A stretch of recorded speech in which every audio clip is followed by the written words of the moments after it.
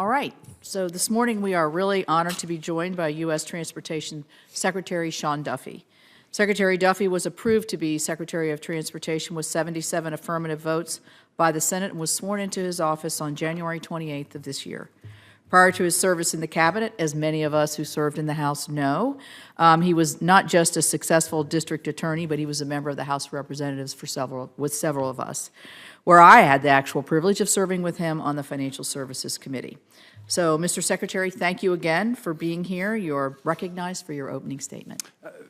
Thank you, Chairman Capito, Ranking Member Whitehouse, members of the committee. I appreciate you all inviting me to the committee today. And maybe if I could just first talk about the bipartisanship of this committee. Per Senator Whitehouse's comments, I think that Senator Capito has talked probably more about your projects than her own projects in West Virginia, as evidence that you all work together in a bipartisan fashion, and I appreciate that because I think infrastructure is bipartisan. Shelley, I'm going to call you after this hearing. Right. But I do think it's one of the unique spaces in our government where we all work together, because our roads and bridges, our airplanes, our airports, the safety of our cars is a bipartisan American issue, not a red or blue issue. But my aim over the course of this hearing is to provide you a sense of the administration's priorities as we work together on surface transportation reauthorization and embark on what I hope will be the golden age of transportation. I took office just over 2 months ago, and in my first full day on the job, we experienced a sobering reminder of why the department's top priority is and must always be safety. While I know today's hearing is about surface transportation, I want to start by highlighting some of the steps we're taking in the immediate aftermath of the mid-air collision on the approach to DCA, because they underscore how we're going to approach our overall mission as we move forward. The Department of Transportation has been refocused on our mission of safety. Following the mid-air collision, we swiftly restricted helicopter traffic in the vicinity of DCA and initiated a review of our air traffic control workforce, our policies, and procedures. At the end of February, less than a month after the fatal accident, I announced my plan to streamline the hiring process for air traffic controllers and increasing pay for new students who attend the academy. In March, following the NTSB's recommendations, I announced that the FAA will permanently restrict non-essential helicopter operations around Ronald Reagan Airport and eliminate mixed helicopter and fixed-wing traffic. We will continue to push for a state-of-the-art air traffic control system.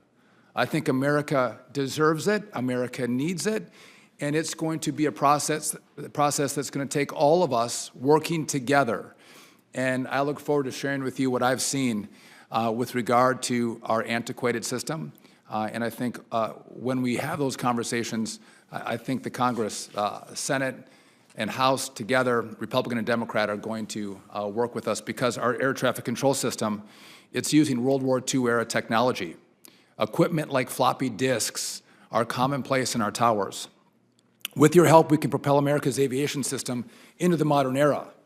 We will do this by embracing the most advanced 21st century technology that makes our system safer, more affordable, and more efficient for all Americans. So whether taking road, rail, sea, or air, cutting unnecessary red tape, as you've mentioned, Senator Capito, and building big, beautiful infrastructure that Americans are paying for with their hard-earned dollars, that's a top priority. Let's do it efficiently. Let's cut the red tape. We can still protect the environment, but let's move these projects faster. Lawmakers on all sides of the aisle can agree that infrastructure projects are taking way too long to complete. But the recent reconstruction of Interstate 40, the critical Appalachian artery between North Carolina and Tennessee that was washed away by Hurricane Helene, demonstrates what's possible when everyone is working together. To expedite rebuilding, we found creative ways to source materials closer to the job site, saving taxpayers both time and money.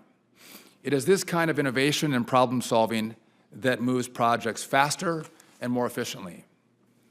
There is so much more that we can all do together.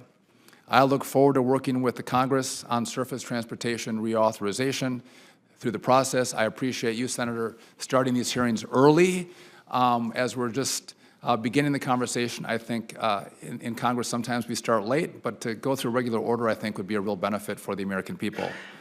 We need to make sure our transportation infrastructure is built with speed, ingenuity, and durability so that Americans can reap returns on their investments, not just for this generation, but for generations to come. I want to thank you all for having me, and I look forward to taking all of your questions. I yield back.